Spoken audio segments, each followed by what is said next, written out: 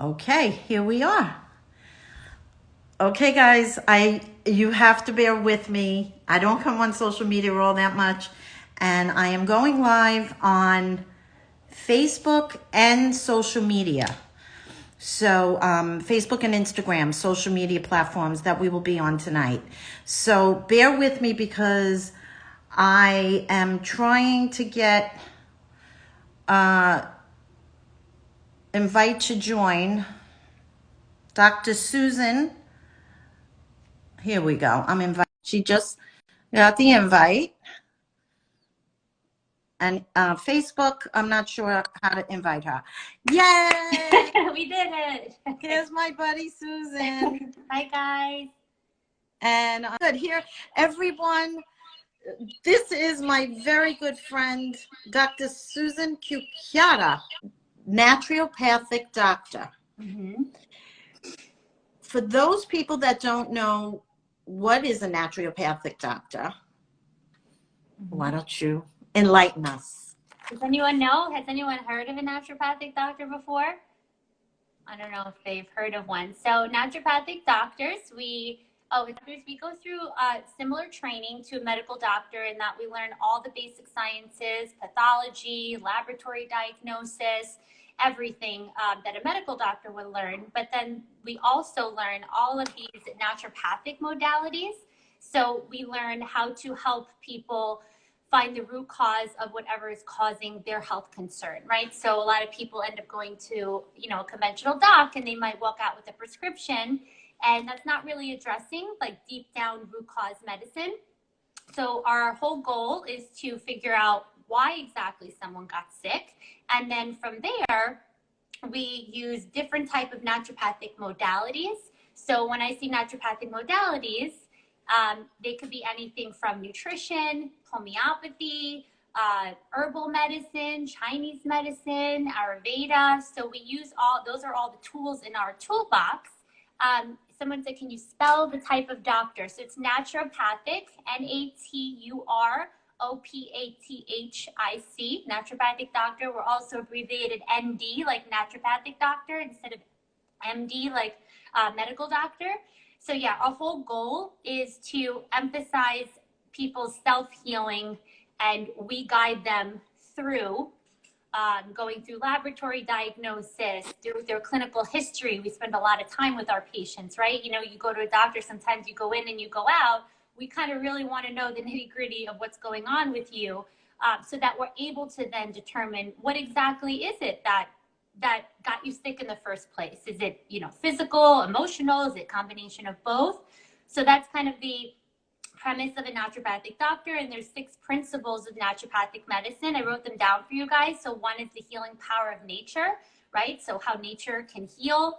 Second is identify and treat the cause, right? That's what root cause medicine is. First, do no harm, right? We have to make sure that's our oath, is first do no harm. Doctor is teacher, right? Because we want to make sure that we're educating our patients so they feel empowered to help themselves.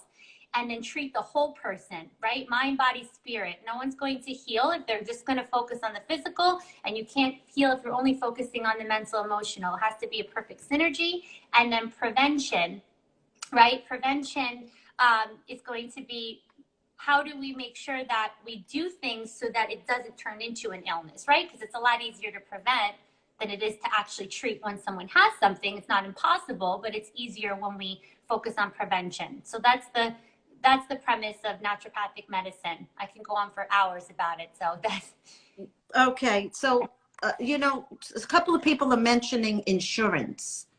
Yep. So it depends on the state. So some states take insurance for naturopathic medicine, or they allow naturopathic doctors, and others don't. So a lot of naturopathic doctors end up having to have a cash pay practice because the state or the insurance will not do that type of coverage, because you have to remember, when you're curing someone, it's a lot different than the goal of pharmaceutical companies, etc. So a lot of us end up having a cash pay practice.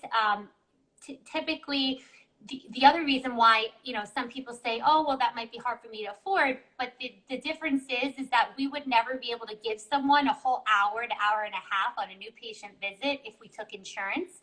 But some, you know, some states like Connecticut, they actually have a lot of naturopathic doctors that are covered by insurance. And you can use, so like I use insurance for blood labs, right? And then for appointments, people have to pay cash pay, or they can use flex spending or health savings account. So it truly is just an investment in your health. And yes, I do have a professional medical license, yes, as a naturopathic doctor. Everything that's been going on in our world, people are now turning to everything natural. After COVID, a lot of people are afraid to go to their doctors or the hospitals for fear of everything they're hearing, people dying, and just all kinds of crazy remedies that people are getting. So we turn to natural medicine with the ascension process. If you guys follow me, you know that we're ascending into our light bodies. Somebody said that the guides are playing with the equipment. Yeah, so you have two, you have me trying to help people heal, you try to help people heal. Oh my goodness. So this is not to say doctors, somebody said I don't trust doctors anymore. Listen, there's good and bad in every field, correct? Absolutely. Dr. Sue and I met through a mutual friend, and I never really had been to a doctor like her, but we became fast friends, and we were talking about trauma, and I was telling her the story of my childhood, and she said to me, do you have any trauma? That like, no, I don't think so. And when I started telling her that there were ghosts at the foot of my bed, she said, you don't consider that trauma? I went, no, I said, have you worked on your trauma? And you're like, what trauma? I'm like, well, you told me you have ghosts at the, you know, head of your bed. Right. Well, that's pretty traumatic. She was like, oh, I guess that was traumatic. Trauma becomes stored in our bodies. When we're little, we don't realize it, but the trauma stays in our cells. Trauma could happen at a very early age or at any age. But I guarantee you guys, if you look back on your life, you can find things that were traumatizing, maybe traumatizing to one person, but wouldn't be traumatizing to another. So for me, I am coming to terms with seeing ghosts at the foot of my bed as a young child is very traumatizing. Mm-hmm. I slept with the covers over my head my whole childhood. Oh. So, and when we talk about trauma, Sue, could you just move a little bit for the Facebook people? I can't see you. The other way. There you go. They're telling me to move it away from, that's the reason I moved it so far, because they're telling me that. Oh, okay. So how do you repair trauma, someone says? We're going to get to that. That's part of our discussion tonight. And if you think about the energy centers of the body, it's like a fuse box that people have in their homes, where all the energy for the house flows through each fuse box, each little, you know, when you blow a fuse, what do you have to do? You have to go into that little fuse box and turn on the switch. So we have fuse boxes in our body called chakras, and they're energy centers, and we all have them. And they start from the base of your spine, and there's 7 main ones. And then the last chakra is here, called your crown chakra. So I thought for the purposes for tonight's discussion, we would talk about chakras and how, you know, what Dr. Sue sees in her practice. This is not curing, or this is a disclaimer. We're not here to cure anybody's ailments.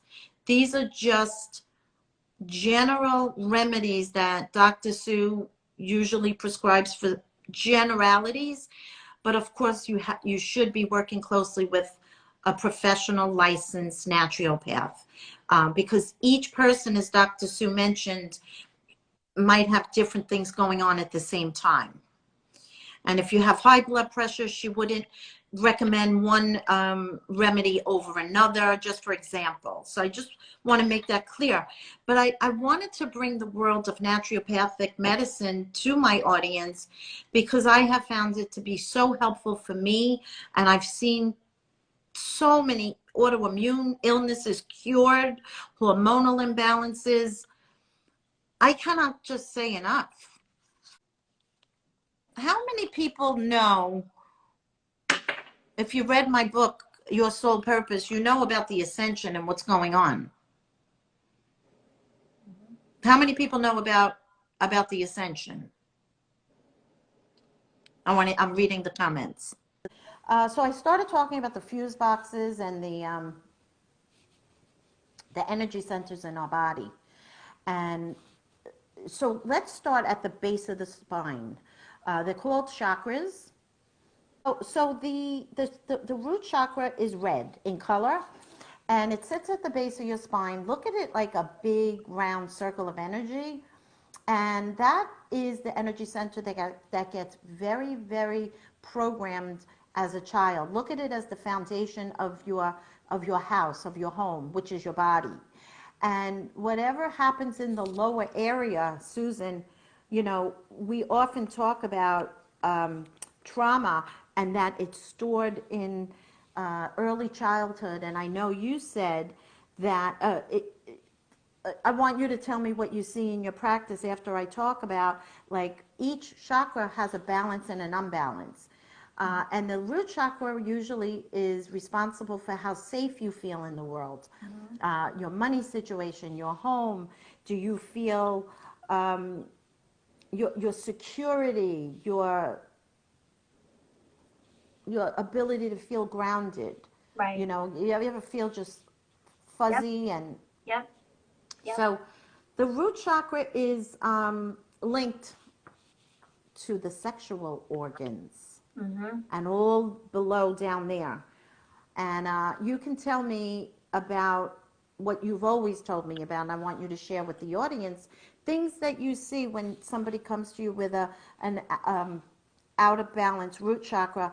And this doesn't mean everybody that comes to you has this type of trauma, but huge abuse in early childhood, any type of abuse, sexual as well, can come to show you what you see. And also, if you have an overactive energy center and you're afraid of security, not having enough, which is the root chakra, you can become a hoarder, you could become a workaholic where you don't think there'll ever be enough, and you don't want to be poor, and you don't want to ever do without.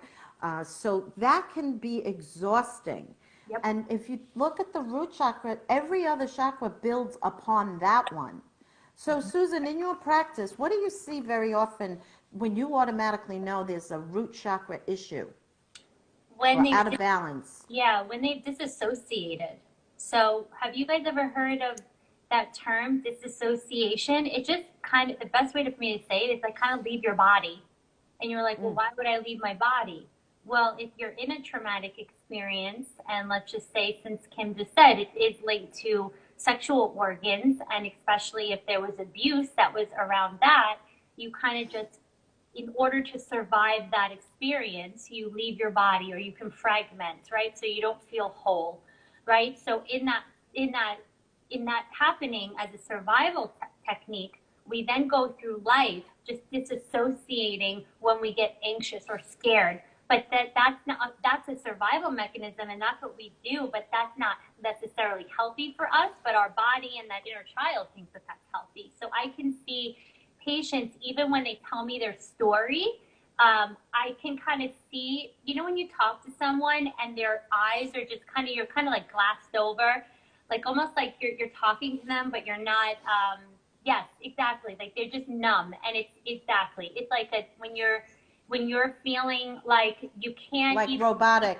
yeah, like you're just going through the motions. And I had a patient who was severely disassociated, where she just, so even in an event, so like even if, let's just say, something happened in your childhood, but let's just say in your adulthood, and you're, I don't know, at work, or you're with a family member that that triggered you, whatever, you can leave your body again. It's like you kind of just drift away. That's the best way for me to explain it, without going into all these crazy explanations. But it's almost like you just kind of drift away in order for you to survive that, because you're almost programmed. So I do see flightiness, like that, like feeling like they're not, again, the grounding, right? And so, yeah, someone says, I feel this a lot, right? You just don't care anymore. That's exactly it. You're zooming out, exactly what everyone's saying. So the one thing that you can do in Chinese medicine, the kidney is very grounding, and there's a kidney point, kidney 1 at the bottom of your feet, right? And you can just do acupressure. Someone says it has taken me years to overcome this. Absolutely. And we can talk about other trauma therapies that can help, but you can just, every night before bed, you can just press with your thumbs and just massage the bottoms and soles of your feet, because that kidney point, that grounding, kidney 1, is right underneath there, and it can kind of bring you down and get you back in your body. You can also kind of just imagine like roots of a tree coming out of your feet, and just really just imagine this kind of going down into the earth. You can even do grounding, like through walking on the sand, walking on the bare earth, right? That's super grounding. So these are just some things that you can do, but that's the biggest thing that I end up seeing. And then we can talk about some of the sacral stuff, which is similar, but that's where I kind of see those hormonal stuff. Yeah, that's what I was saying. The sacral chakra is orange in color, and it's associated with the orange vibration. So you can even eat certain foods with these colors to balance out these chakras, like an actual orange that you Yes. can eat. Yes. But the sacral chakra sits right above the root chakra, and it's also that's the primary one connected to the sexual organs, the Yep. stomach area. Is that the one where you said, Susan, that you often see? Like I even had, and I have no issue sharing this. I had fibroids where they had to remove them. So I might have had an unbalanced sacral at one point. But sacral does connect to creativity, intimacy, how much you let people in your life, how much you trust. So the sacral is, you ever meet these people that they're just so trusting? And I admire that sometimes. I'm like, wow, ignorance sometimes is bliss, or maybe they just, I don't know. Maybe they're not even ignorant. I don't even want to say that. So sacral is really interesting, and it kind of goes hand in hand with the root chakra. And I also found that a lot of people with lower chakra, unbalanced lower chakras, have back pain, right? Because it's in the lower region. Yeah, like, or even like kidney pain, or like so you kind of go up, right? So if I have patients, so every time I have a patient, I ask them, I go in a chronological order with a new patient through their life, right? So I ask them what happened through 1 through 10, what happened through 10 through 20, and we'll go up all the way so I can figure it out. And if they tell me they have something, and someone had mentioned, oh, I had something in adulthood but not childhood. Adult trauma and childhood trauma are, there's still trauma. Just, a lot of people end up having a childhood trauma. And let's say they had some childhood trauma, and then all of a sudden they tell me that, and let's say it was sexual nature. And then they're like, oh, I have endometriosis. I end up seeing this link. And of course, it's no absolutes to everything, but there's just connections that you make. Oh, I have fibroids. I have endometriosis. In naturopathic medicine, we think that when you grow things, right, like you grow a fibroid, you grow a cyst, usually it's when the body is not eliminating. And it could be not eliminating from a physical, like actually through your bowel and your kidneys, or it could just be not eliminating toxic emotions, right? So sometimes we grow these fibroids or cysts when we're not eliminating these toxins from physical or mental. But I see a lot of patients with like hormonal type issues. They can have lower back pain, right? It could be kidney stuff. Like we talked about lower back pain, also sacral. Yeah, how about those gallstones? Yeah, there could be a lot of, or kidney stones, right? Kidney stones will be like that whole Yeah. area. So you think of like sacral as, like I have a patient, she had really severe abuse as a child, and she has, I mean, the worst pelvic pain of her life, right? She's gone to 15 doctors, and we can't, can't figure it out, right? Yes, IBS as well. I see somebody commented. Absolutely. Yep. Guys, we're going to give you some tips after we go over these chakras of what you can do.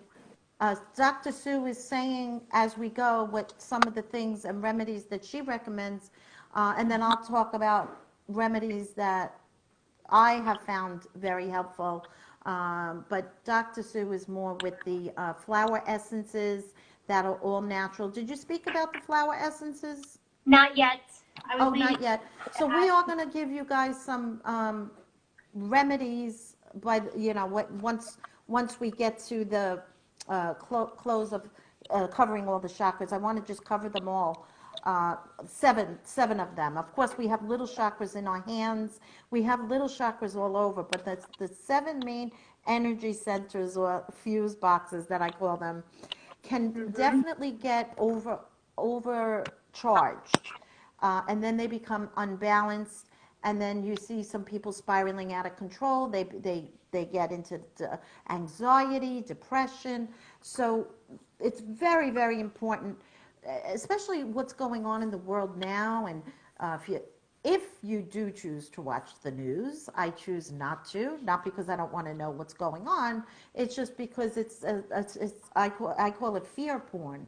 It's fear porn. Yeah. And so much of it is not necessary in my aura, and I choose to go within and have. I find out what's going on like other ways, but I refuse to watch this fear porn that's all over the place. Do you want to add anything else about the sacral chakra? No, I think we talked about that. Yeah, and then we'll talk about the and then just really quickly, like if someone were to have infertility issues or fibroids or ovarian cysts or endo due to their sacral chakra, then as a naturopath, right, what would I do? I would then find out exactly what's causing those issues for them. Like, is it someone have high estrogen? Does someone have low estrogen? Does someone have, do they have high testosterone? Do they have low testosterone? Whatever it is, we find it out, and then we would use natural remedies to be able to fix that problem. And then if trauma is one of the reasons that caused that imbalance, then we would make sure that they're getting that trauma work as well. And we can talk about what we would do with that later, like we talked about for some trauma therapies. But that's what we would do, right? We just don't leave them be like, oh, well, great, now your sacral chakra is out of balance and now you're screwed. Like there's so many things that we can do to help people. We just but a lot has to do with the sexual organs and the believe it or not, the prostate can be one of them. Ovaries, ovarian cysts, endometriosis, like you said. A lot of the reproductive is mostly where we can find the sacral imbalances. And the solar plexus, I see somebody, that's so cute, somebody already is going ahead because they're very knowledgeable in the chakras. But the solar plexus sits above the navel. It's yellow in color. You can, lemons, anything yellow, food. Nutrition is one very big thing, and Sue, you can talk about that. But your solar plexus is your power center. It's how you really feel empowered in the world. It's your self-worth. It's your it's also your desires, your creativity. But you've heard the term, people say you need to take your power back. That that also connects to the gut, like where you get the gut feeling. You'll get that. You've heard those terms. Oh, that hit me right in the gut, or I have a gut feeling. So yes, that also connects to the digestive and the enzymes, the digestive enzymes. there's other words used, like people say, oh, I just can't stomach that person, or I just can't stomach eating that. These phrases were developed for a reason. So the solar plexus is right in the gut. It's your, they call it your second brain, where you have all the spidey sensors in there, where you can just feel your information. People are like, well, how did you know this? Say, I had a feeling, right? How many people get feelings all the time? No, I'm sure this audience gets lots of feelings. no. Also, the opposite, or an overcharged solar plex, where you don't feel powerful, you can be too powerful. Like you could become that bully that wants to, that doesn't have any self-esteem, and the bully We're is always the. freezing. What's that? Do you see me? Hear me? I hear you, yeah. Okay, you were frozen. No, I said an overcharged solar plexus is that bully, where Exactly. he wants all the power, but he really has none of his own power. And also, like if you can't accept a compliment, you're just low self-esteem. So what do you see in your practice when you, because what is it connected to on the body? Yeah, so I see, just like you said, taking power back, right? So it can especially be in like a trauma type relationship where you feel like you gave your power away to an abuser, right? And feeling Narcissist, right? To a narcissist, narcissist. right? It's perpetrators, right? You gave your power away to them and almost like you just, so I see that a lot. And so what I end up seeing is a lot of digestive system disorder. So you see, okay, I have constant abdominal pain with eating, or I have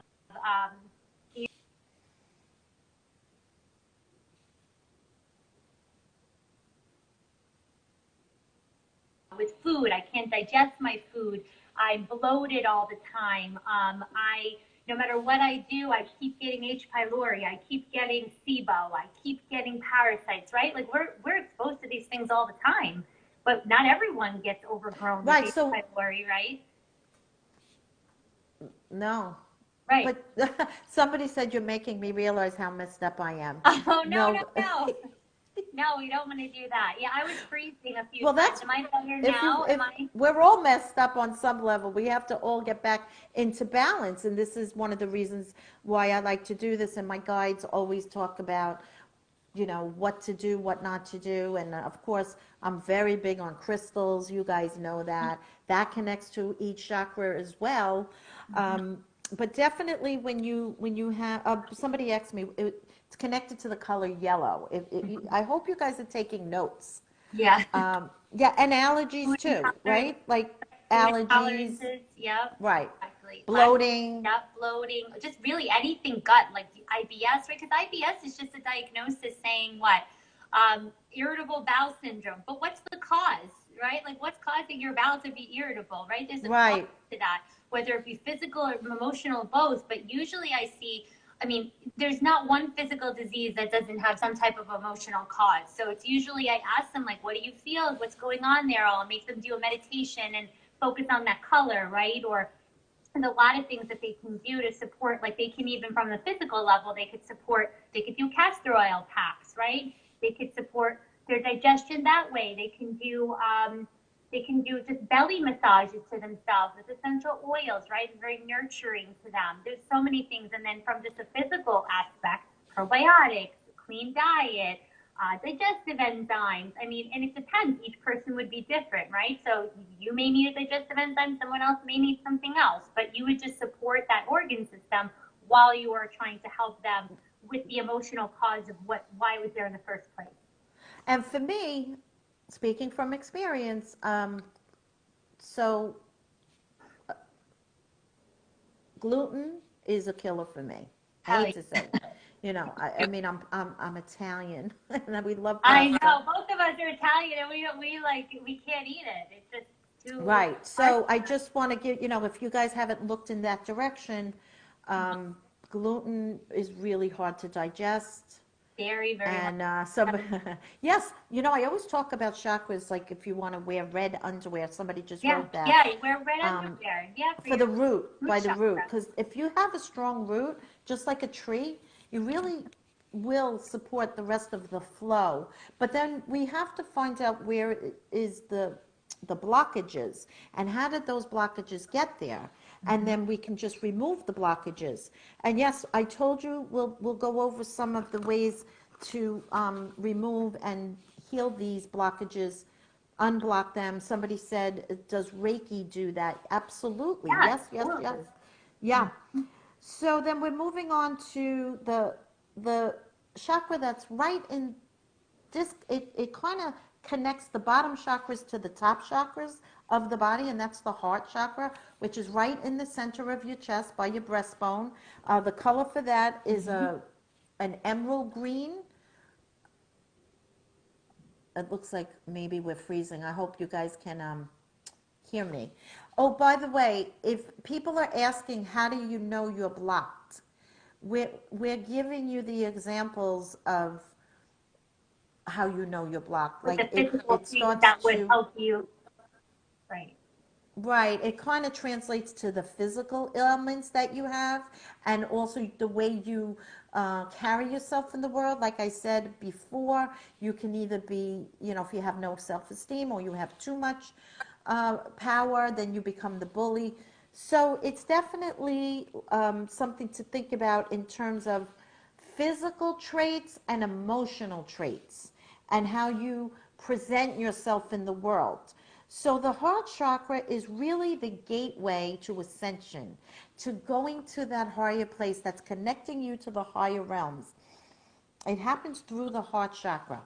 People that stay in their lower chakras most of their life, they are only doing things of the lower chakras represent the earth and the material world. So people that live mostly out of their lower chakras, all of them by the way, they're mostly can be materialistic. They care a lot about money. They think that defines them. They make that their the way that they find success is they don't look to too much of the spiritual world. Once you start to get into the heart chakra, this is where all the magic starts to happen. And that's, I said, the green color. If you have an unbalanced heart chakra, you can find it very hard to forgive others. You can be holding grief. Maybe you had a parent that passed away at an early age and you're still walking around with that grief where you can't get over it, you can't move on, you just, you know, for years and years. You can be jealous. If you have an unbalanced heart chakra, you can hold grudges, you can be lacking self-love for yourself. Because it's all about love. That's the love center, right? Matters of the heart. Let your heart lead the way, but listen to your heart. So now the physical ailments, Dr. Sue, that you see in your practice a lot of the times with maybe heart issues, why don't you tell us about that?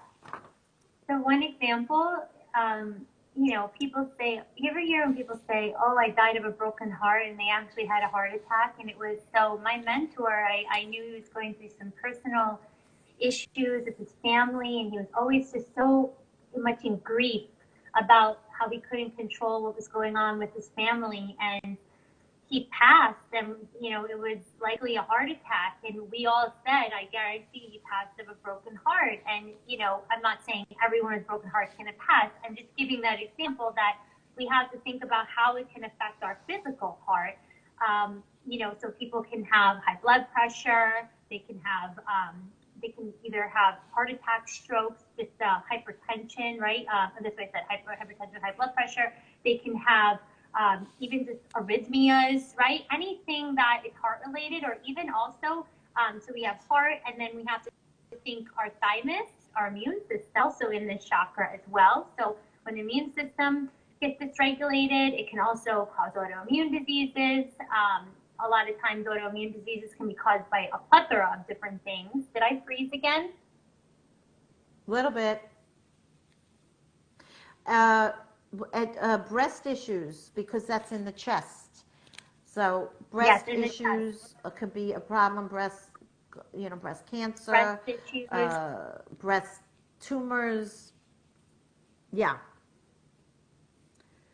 Um, also, yes, can you hear it? Sue, could you hear me?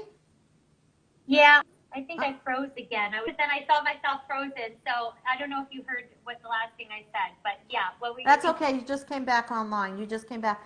But Okay. I want you to picture this beautiful emerald green mixed with pink, because pink is also the heart. Um, Rose quartz is a beautiful crystal that I promote all the time in my store, and I sell a love kit that has all Oh, the, yes. it has rose quartz, and it has all these love promoting Yeah. green Yeah, you can aventurine. meditate, right? You can meditate with her love kit. Like you can use the crystals and meditate with them, like because it has rose, right? It's rose quartz in Well, there. crystals are from the earth, and they have a very high vibration. And that's what ascension is all about. That's how if you can picture a hose, a garden hose, as your chakras, and if there's a kink in the hose, the chi or the energy doesn't flow as much. So it leaves you with lethargy. It leaves you like just feeling with no energy, tired, depressed. And then you don't really want to go out and deal with other people because you don't have the energy to do so. So, yeah, the heart Exactly. chakra really is, um, if we can raise our vibration into the heart, where we have love, where we have compassion, forgiveness, those are the key ingredients to the ascension. Somebody just asked, will we all be ascending together? Not at the same time.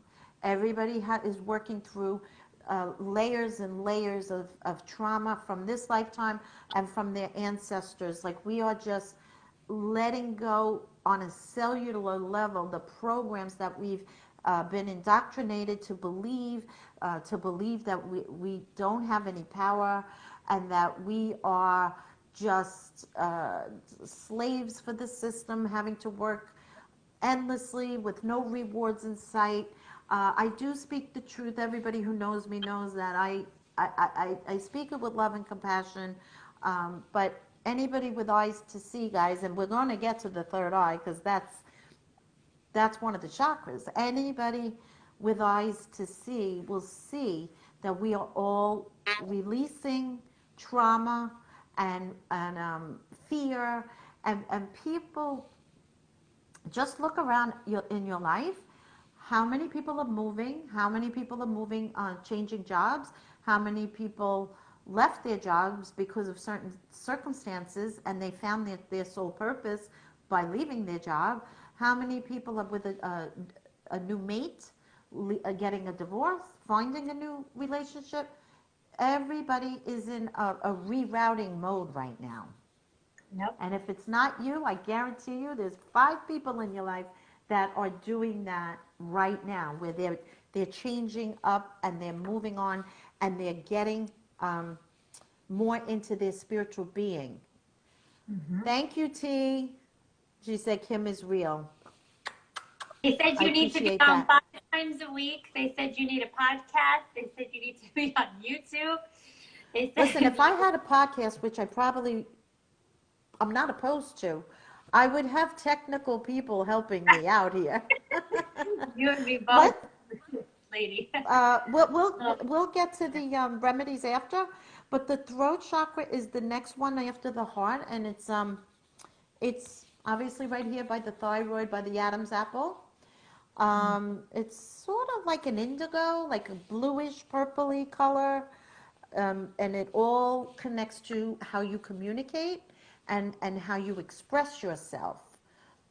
Some people who keep everything in, and it's hard to read what they're thinking, what they're feeling, or you don't speak up for yourself. You don't have good boundaries. You are just you know, when that happens, you wind up having social anxiety too, because you don't like to be around crowds because that means you have to communicate.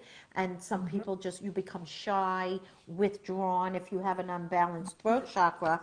But I find in my practice, one of the biggest messages that the other side comes through and gives is it's okay, you know, get rid of the guilt. It's okay to feel the way you feel. And if you don't ask, you don't receive. So it's okay to express. At some point, if you have an unbalanced throat chakra, you might have been told as a kid, children are to be seen and not heard. How many of us heard that? I it was like a thing, right? So somebody says, Yep. what causes throat chakra? I'm telling you what causes it. When people always shutting you down when you go to speak, or you have always been quieted as a kid, or maybe you come from a family with a lot of children and you weren't recognized in the lineup because there were too many people. So that's just, that has to be, so what, I was surprised for you to tell me that that connects to the throat, connects to the shoulder and the thyroid.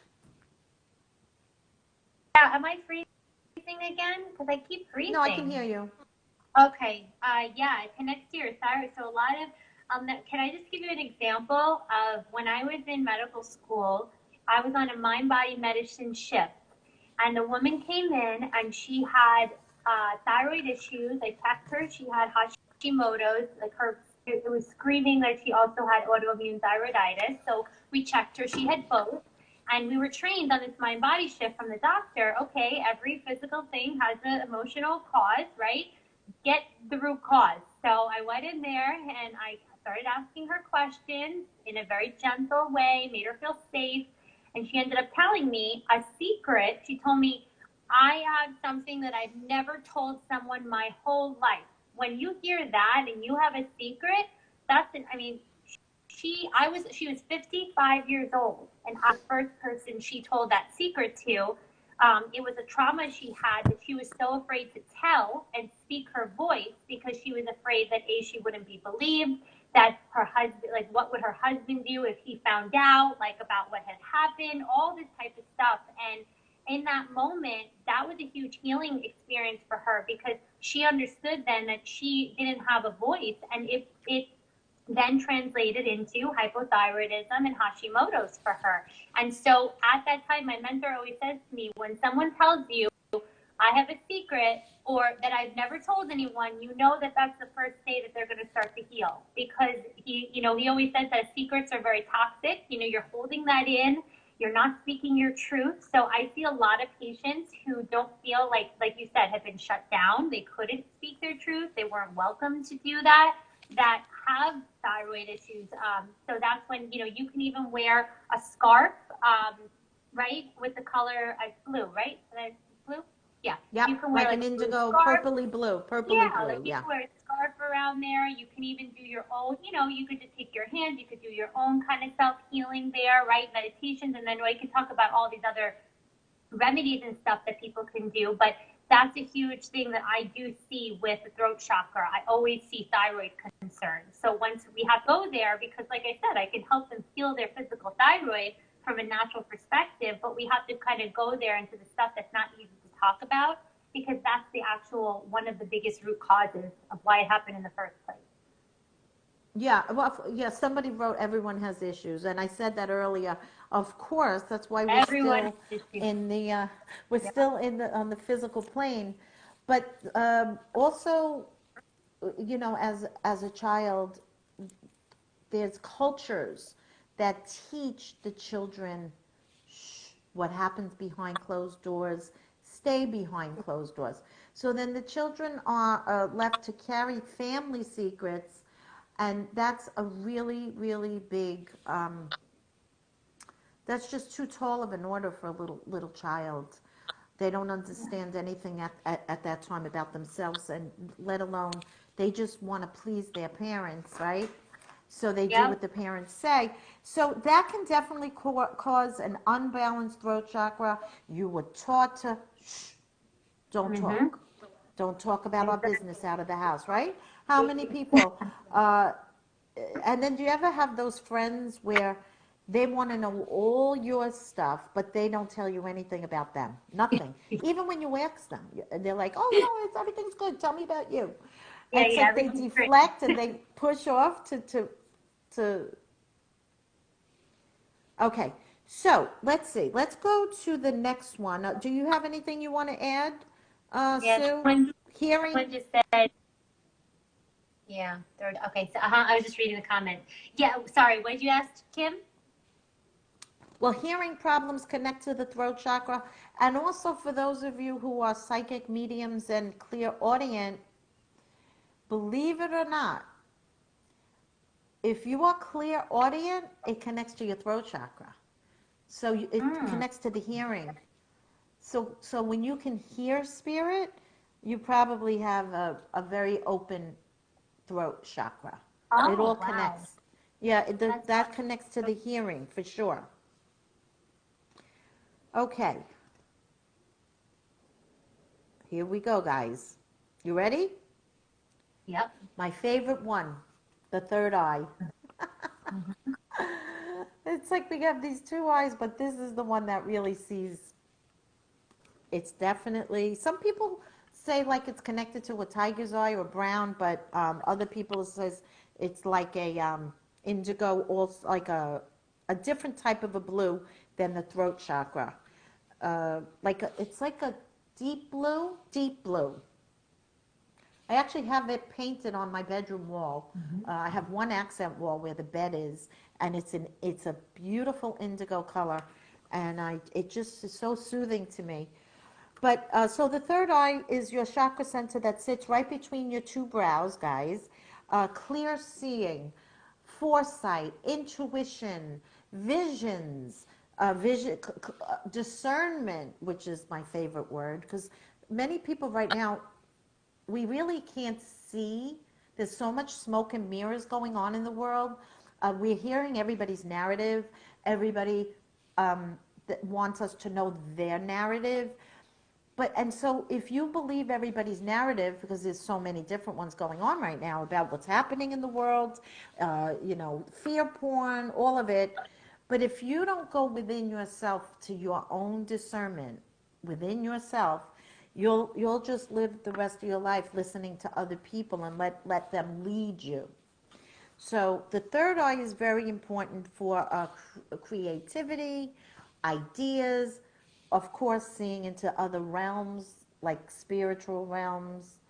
Um, some people claim they can, well, some people can see auras around people. This is all connected to the third eye, which is the insight into higher realms. And that connects directly to the crown chakra, which is above, which is the next chakra up. And once we get past the third eye, and when the third eye is open, I do want to give people a heads up. When you're practicing to open your third eye, you may get tremendous headaches. Mm. Headaches, which I know, Sue, you're no stranger to headaches. Sinus problems connect to the third eye, cataracts, glaucoma. Those are the physical ailments. But this is a muscle too. So when people practice psychic abilities and psychic visions and they practice doing readings, this here starts to get, it starts pulsating like a muscle. And it's like you had a workout and when there's a lot of energy around, you might get a headache. Mm. But Sue, can you tell us about your headaches or the headache problems you see with people? Yeah. So full disclosure, I've had headaches and migraines since I'm probably 17 years old. Um, they were, they weren't as debilitating as they got kind of in the later years because I didn't know what was going on, and I probably went to 100 different conventional doctors. They told me I was stressed. They gave me antidepressants. No one really was interested interested in figuring it out. And then I would say it's getting worse, even though I was taking really impeccable. I finally was diagnosed with Lyme disease, and I probably had undiagnosed for probably years. So, you know, that was a huge, you know, neurologically, that was huge. And then around the same time as that, that's when I started doing a lot more spiritual work. I remembered going to a shaman. I was really kind of scared of that kind of stuff at that point, but you know, when you're desperate, you're like, I'm going to try anything, right? And then I ended up seeing a flashback of a childhood trauma that I had, and I didn't remember it. So there you go. My body held a secret for all that time, and then that's when I started trauma therapy. That's when I really got into that spiritual part of my healing that I had not done, right? I was just focusing on physical. And yeah, someone said, and when Lyme goes, oh, I'm so sorry, you too. Yeah, when you're undiagnosed for so long, neurologically and all, it's an old multi-organ system disease. So it just debilitated me. I finally got through medical school by the grace of God. I always say, thank you, Jesus. Thank you, my angels, my spirit guides. They got me through. Kind of crashed right when I graduated. It was like God got me through. I got the degree. I passed my boards. And then it was time to heal. So I have been on this, you know, journey for the past 6 years of actually kind of being awakened, opposed to kind of being in the dark for the past, over 20 years, right? So yeah. But Susan, you know, I do believe, if I may say, you've helped so many people deal with Lyme and heal from Lyme that, I mean, maybe you had to have it firsthand in order to really understand it. Oh, yeah. People come in, Kim, and they're like, I can literally sense it in every single, I'm no Kim Russo, but I can sense it in every part of my being. Like I can just feel when someone has Lyme, and I'll be like, I think you have Lyme. And then they're like, no way. And then I test them and they have Lyme. So, you know, and I have to say, with the Lyme patients, there's always some deep trauma that got them. It's like, I've never had a patient with Lyme who hasn't had some trauma. And I do feel like Lyme awakens us. I feel like it's the ones who get Lyme. I don't know if it's like, I have my own theories about this, because like, I think like, okay, like a tick, is it like a parasite? Like, is it trying to kind of, like, why do the people who have trauma get the sickest with Lyme, right? Because there's people who got bit by 15, 20 ticks in their life and they're not sick at all. So why is it the ones that have the trauma are the sickest, right? So I kind of always see this connection, and they're the most, they really had to break out and take care of themselves, and they had to have compassion for themselves. Yes, they're the warriors, the Lyme warriors. I know too many people with it. It's it's the diagnosis that people just keep getting over and over. And the Lyme whisperer. That's such a great. She wrote the Lyme whisperer. Yeah. That's how I feel. You know, and might I say, just for people that are wanting to know a little bit more about Lyme, what I learned from you, Susan, is there's not like one test that says like a pregnancy test, like yes you have it, no you don't.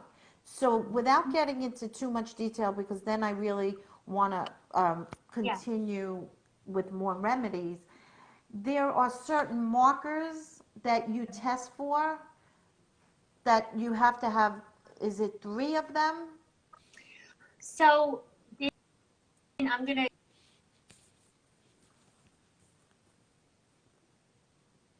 explain this in 2 minutes because it's very complex. Lyme is it's not black or white. Yeah, no, right? just a you brief, can have like, a completely negative Lyme really, test. you're freezing up again too. So I've had family members who had like, oh, do you hold on?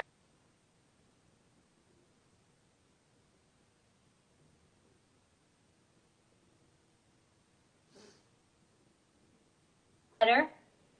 Yes. Okay.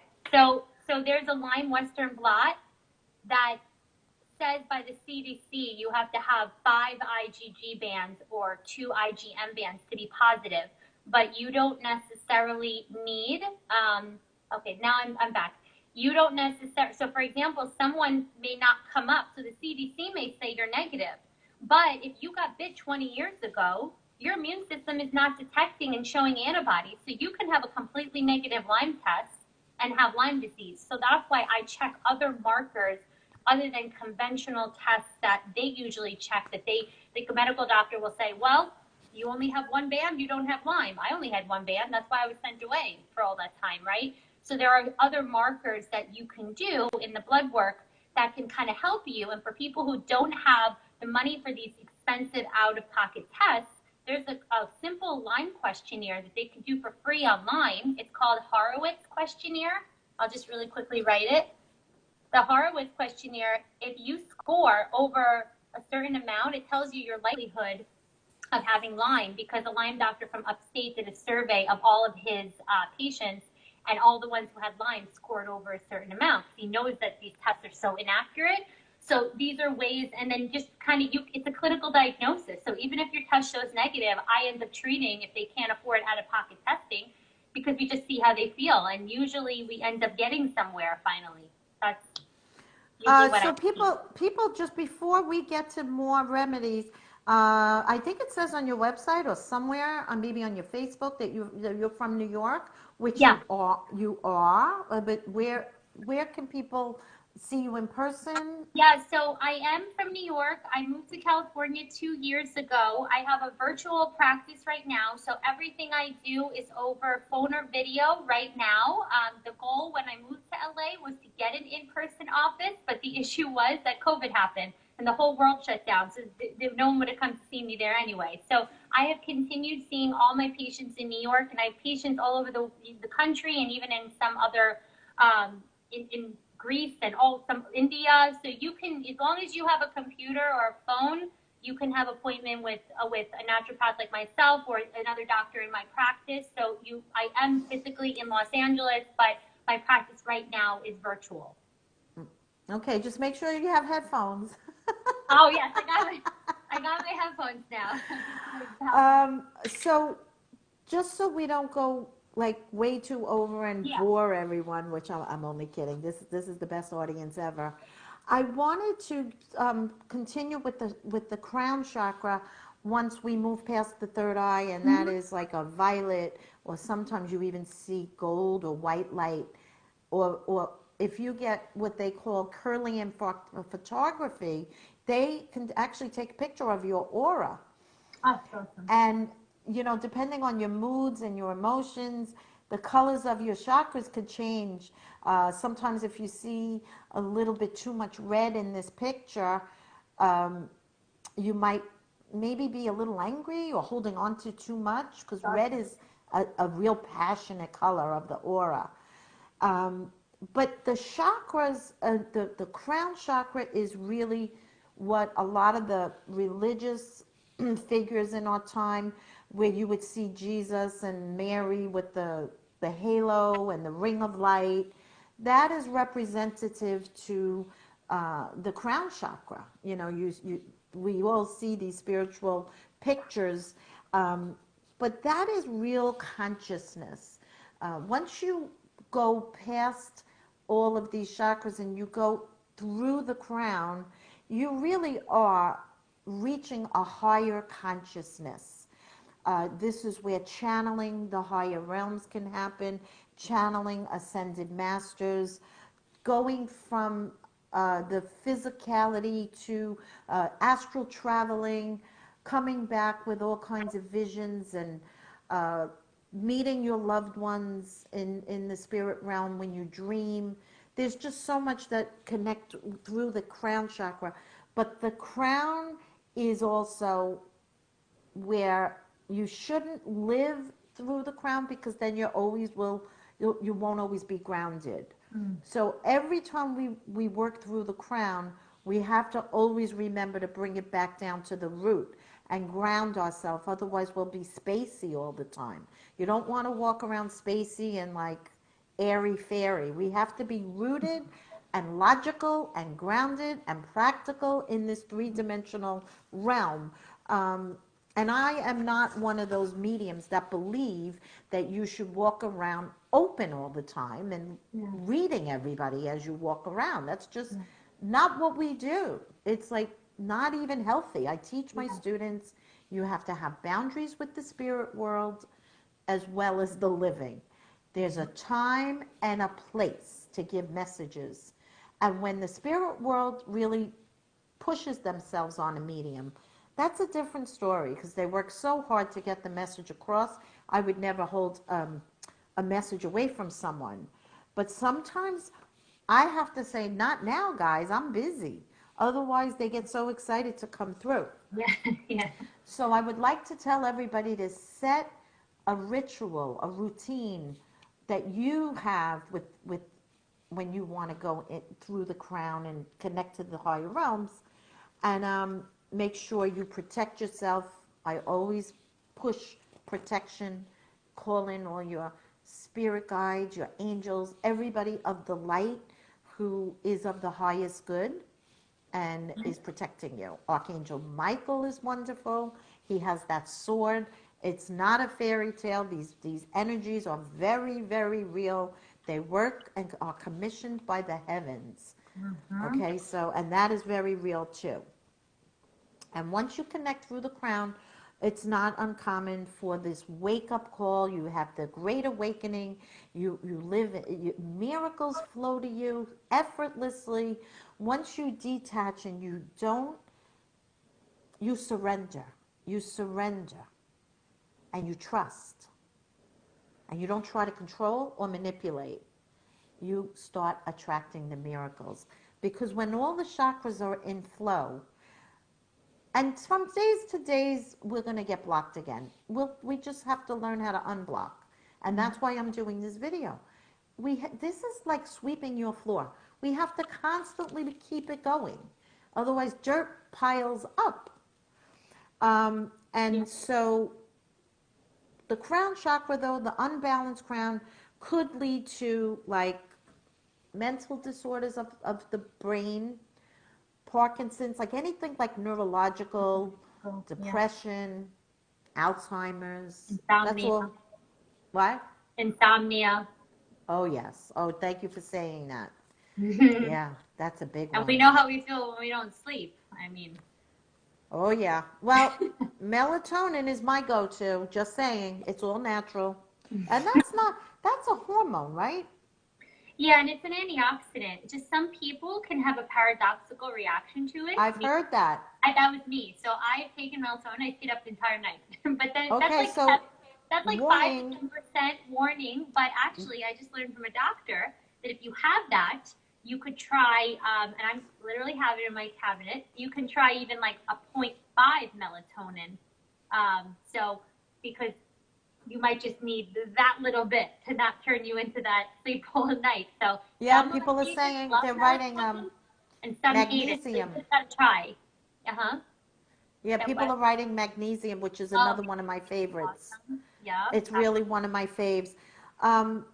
Getting back to the keeping grounded, some of the ways that me personally, if you cannot go to the beach, put your feet in the sand, go in your yard or somewhere where there's dirt and just either dig or touch the dirt. Stand next to a tree that preferably has a big bark because then the roots are deep and the energy will ground you. Just touch the tree. I like to take bubble baths with magnesium, which are the flakes, the magnesium flakes, and a little lavender oil. Essential oils are so calming. And think about lavender, and the color lavender is connected to the crown chakra. It's a violet, it's purple. So you see how everything in nature relates and connects. Somebody just said they just took their magnesium getting ready for Betty Bye. I wanted to talk about flower essences, Susan, because, and we saved the best for last. They're wonderful. Can you tell everybody where they originated, what they are? and how they can help. Yes, of course. And people are asking me questions. So if we can't address everyone's questions, you could feel free to just send me a message on Instagram, and I can answer your questions, because I would, there's so many questions here. Okay. So flower essences. Have anyone ever seen these Bach flower essences? Let's see if everyone ever sees the Bach? Okay. I have. The most common is Rescue Remedy. I don't know if you've seen it in the yellow container. So Rescue Remedy. So flower essences were created by Dr. Bach. He was from England in the 1930s, and he realized that each flower can help us kind of balance a personality trait that went out of balance, right? So it can really help us connect mind to body, and it can help us with certain characteristics and character traits that we went out of balance for. So Rescue Remedy, which I have that in my other room, but it's a combination of about 7 flowers. And that one, I mean, you can use on demand. You can keep it in your bag. So Rescue Remedy is for shock, grief, social anxiety. We used to down it before we took our tests in medical school. Like every one of us had a bottle of Rescue Remedy. And then they're just like a little tincture like this, super safe. They're literally just flowers. And then you would just do 1 or 2 drops, not even a whole dropper full. This can last you a while, unless my mom is on here and she says she loves Rescue Remedy. So they come in chewables, like little chewy candies. They can come in. They come in liquid, and they come in a spray. They even have a Rescue Sleep. So these are flower essences, and so each flower has a different characteristic that it can help. So I just gave you a suggestion of sorry, not a suggestion. I gave you a example of the top remedies that I see. Yeah, definitely get it. Someone definitely get it. That I see for patients who are kind of having imbalances in certain parts of their moods.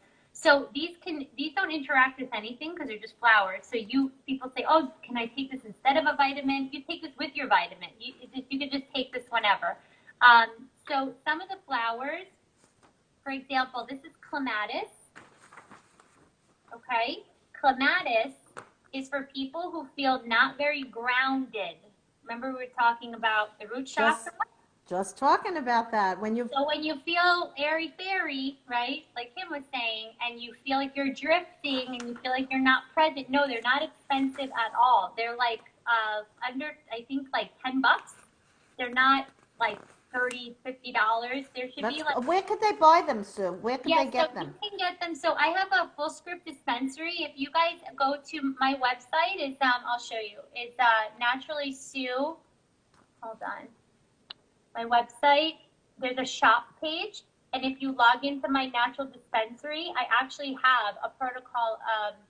I'll explain in a second, but you can get them on Full Script, which is my natural vitamin dispensary. You just basically put in the name of the flower. So clematis, write this one down, is for grounding. It helps people who just feel like they're drifting and they're just not present. Okay, that's clematis. And here it says on the clematis bottle, it says, helps you live more actively in the present rather than in your future or your own dream world. So it makes you just kind of get back down to earth. And so that's clematis. Then there is aspen. Yes, some natural stores sell them as well. Yes, and some natural stores, like if you need something right away, it depends on the store. Like a CVS is not going to have it, but like a health food store will have all of these. And then for our patients, we mix remedies. So we have a dispensary that we can actually pick remedies specific for the patient and have it put in their own bottle that they can walk around, and they have their Kim bottle, right? Then we have aspen. This one's very common with my patients. I use a vague fear or unexplainable anxiety. You know when you just feel anxious, but you just don't know why? And clematis is spelled CLEMATIS. I don't know if you could see that, clematis. So they have this like fear of anxiety, or that something terrible may happen. Like they just don't know why, but they kind of just have this impending doom. So aspen can help with that one. These are just common ones. There's a lot of them, but aspen's a really good anxiety one. I just typed it in there. Then this is one of my favorites, Star of Bethlehem. These people would be really good if they just had a grief or some type of traumatic event that just happened, or bereavement, or if they're feeling just great unhappiness. That one is, yes, for people with PTSD for sure. So Star of Bethlehem is a very good trauma one, and all of these can be. All of these, I love the name Star of Bethlehem. That sounds right? so. It's so Woo. beautiful. Star of Bethlehem. Hold on. You know, you recommended a couple of natural remedies for me over the years, and I tell you, I never knew these things existed, and this is one of the reasons why I wanted to have everybody meet you, so that they can really enjoy the benefits of knowing about these things, because yeah, no one knows, right? well, Western medical doctors, they don't. I went to a sleep disorder doctor because I was waking up myself, holding my breath, and I said, gee, maybe I have sleep apnea myself. Yeah. So I go to him and I tell him about how wonderful magnesium is for restless leg syndrome. Now, I'm not a doctor, but I've learned a few things over the years. Yeah, it's great for restless leg. The minerals are amazing for that's really what causes the restless leg is deficiency of minerals. That's right. Thank you. So I just was so shocked when I walked out of his office. When I said this to him, he said, wait a minute, I have to get a pen and write this down.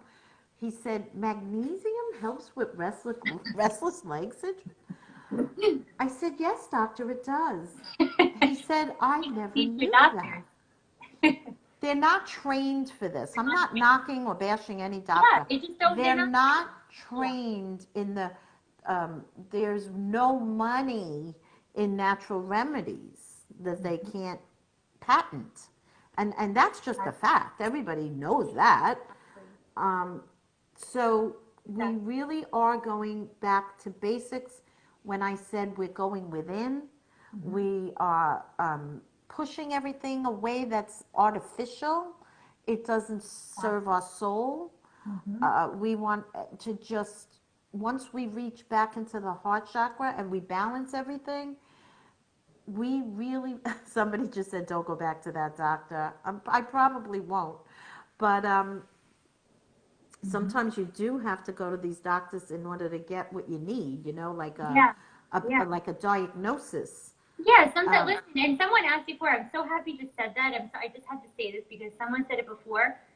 With natural medicine, you're not, like, I have tons of patients on medications that they want to eventually come off, but we have to support their body so that they're safe enough and healthy enough to come off. And we need medications sometimes in crisis situations, right? But what's happening is we're being given medications for lifestyle diseases, right? Where you could actually prevent it by going for a walk, getting in the sun, taking a vitamin, eating clean food, right? Meditating. So it's not that I'm going to tell you, oh my God, don't go on something. But if I can give you, for example, for a UTI, I have a great success, with UTIs with no antibiotics.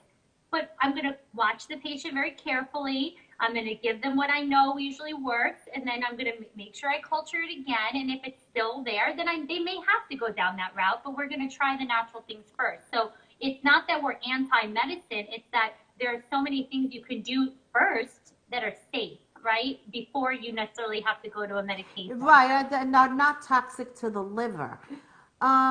So somebody just wrote, which I think is a fabulous question. Could we use this remedies on our pets, and would it be? Yes, we actually have a rescue pet line. It's called Rescue Pet. Oh. Pet. Yeah. There's pet ones. Yes, there is. So pets can use it. I'm not a pet expert, but I know they have pet products, so you can look there. But yeah, there's a few. Just to just give you just a couple others. Like, when you feel like you're like drained mentally, physically, and emotionally, like you just feel like you've just been burnt out. Olive is another one for that. That's another flower for like complete mental, physical, emotional exhaustion. And then what else? Really good. What else here? Some people who are feeling really really dark, depressed, like very doom and gloom, mustard is a good one. And I've you know, heard about that one. Do you know my husband got a burn the other day? This is just connected to mustard. And I did some research. He burned his hand cooking, and it said put yellow mustard all over the burn. really, I I would put honey. Honey helps with burns. there's a lot of remedies, but this just Wow, thinking of mustard, it really helped him. that's crazy. Um, I actually never heard of that. I mean, just regular mustard, not the mustard you just Yeah. talked about. But also just to go a little bit broader, Sue, Hmm. besides these flower remedies, Yep. and of course we spoke about crystals, and there's a crystal for each chakra, guys. Yep. There's more than one crystal for each chakra. Energy healers, there's other things that can get your chakras unbalanced is a lot of trauma, abuse, fear. We also spoke about, just it's like if you don't clean your house for a year, how messy and clogged up will everything get? Exactly. And also, acupuncture is phenomenal. So Yep. you can find yourself a really good acupuncturist. They know how to open up the meridians in your body and the chakras. I'm right They know here. they You know could all put about one the right here. meridians. Yeah. Yeah, but like just today, I put one right here because I was trained in acupuncture in medical school, but I can't do it here because of all the annoying licensure. But you could, like, your acupuncturist can put a needle right in your third eye, which is yin tang, and it helps calm you, relax you, it helps with headaches, and it can even just open up that third eye. So you can have even Um, there. I wasn't such a big fan of chiropractic until you recommended your chiropractor to me, Susan, and Oh, love her. it Frederick and Tori. it opened up a whole new world. She did something, and my all of a sudden I was able to hear better. I was like, wow, there was something she did in my neck, and all of a sudden I could hear. I was like, oh, my Yeah, ears she's just popped. awesome. So, there is all these other remedies. Dr. Sue, what do you think of CBD? Because many people are asking that on this I thread. love CBD as long as it's organic, right? Because you don't want to be taking in pesticides. I personally take CBD every night. I have a friend of mine, he's a naturopathic doctor who has a Lyme, so I use his. I think CBD is great for neurodegenerative issues, seizures, anxiety. You could take it in the morning if you're anxious. You could take it at night.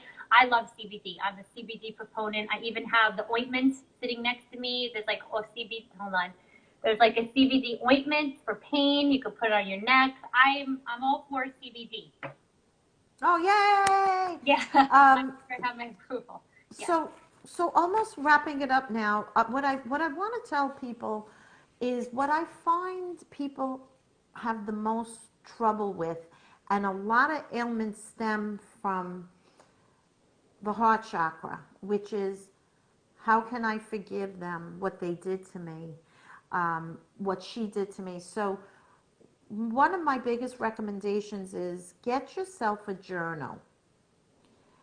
Write your little letter to the person that you're holding these grudges against. It's really no reason to rehash everything because then you're just going to be perpetuating the pain. But what people sometimes they don't even have a chance to tell the other person how they made them feel. Sometimes it's years later. Sometimes the person passes away and we don't get a chance. But there's always ways that you can verbalize and communicate your feelings. Um, the key is to learn how to communicate. Throat chakra.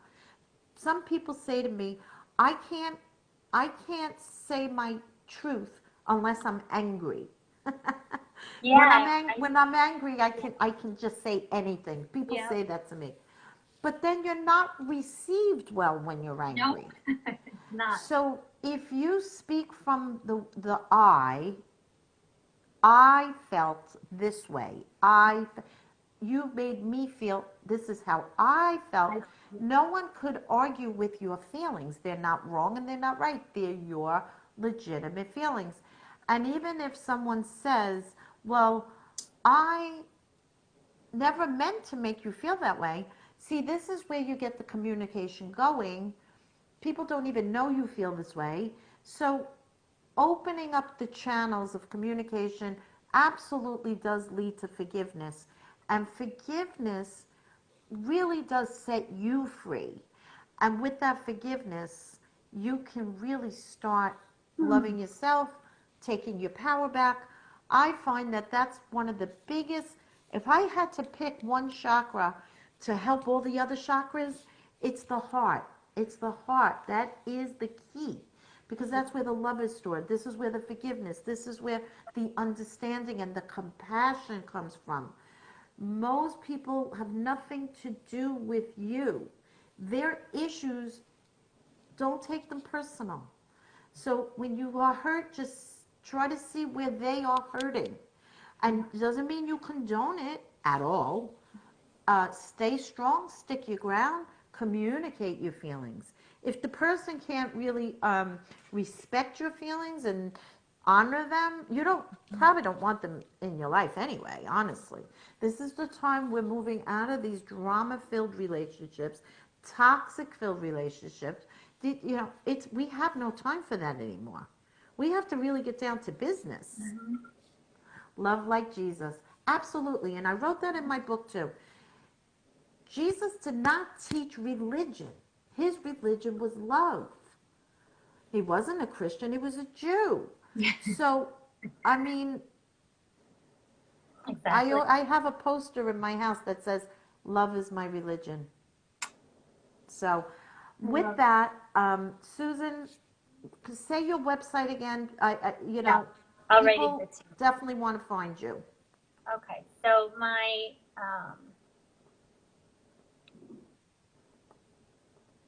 you know what's so touching to me is how many people are so like touched by you, and like that's how I feel when I met you, and just every time I talk to Kim, she's just such a beautiful light, and it's just so beautiful to like know you as a friend and see these amazing like comments, and everyone's like literally telling you to start every avenue to watch you every single day. So I just had to say that because it's just so beautiful. Okay, so I just posted my Instagram. I just posted my Instagram name, and then my website is right. It's naturallysue.com. Naturallysue.com. Naturallysue.com. Right here. On one second. I want to interject. Sue is amazing on Instagram. Every day she has these stories with all these testimonies and she shares remedies every day with us. She's an amazing cook. She cooks and she shows us what she made on Instagram. My mouth waters. I want you to be my personal chef because she cooks. Oh my God! I was gonna say I want you to so healthy.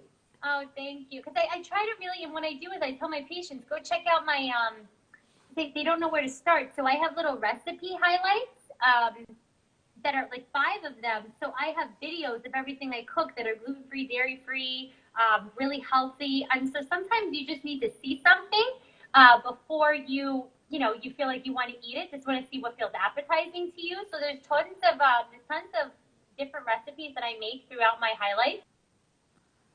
All right, so some people aren't seeing in the comments. So what is your Instagram name? Can you say it?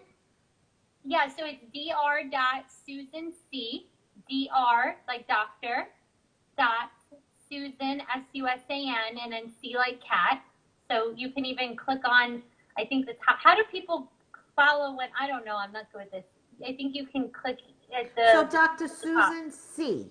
Yeah, exactly. Dr. Susan and my website C. is naturallysue.com. Love it, love it, love it, love it. So I really do want to apologize for the craziness in the beginning, but you guys, whoever was holding on and steadfast, I thank you for being here and staying with us, and hopefully you got some invaluable information. Valuable. Oh, I know, it's just so nice. Thank you for having me, Kim. We've been wanting to do this for like years, and I was like, this is the best because my audience loves everything spiritual, and most of the people who love the spiritual world, they want to take care of themselves. So I thought it was the perfect collaboration. So I'm so happy to have been here with you tonight. Well, thank you So much. for coming on. Thank you, everyone. We will course. see you again, I promise. Okay, so good to see you guys. Thank you. Thank you. Thank you. Bye. Bye.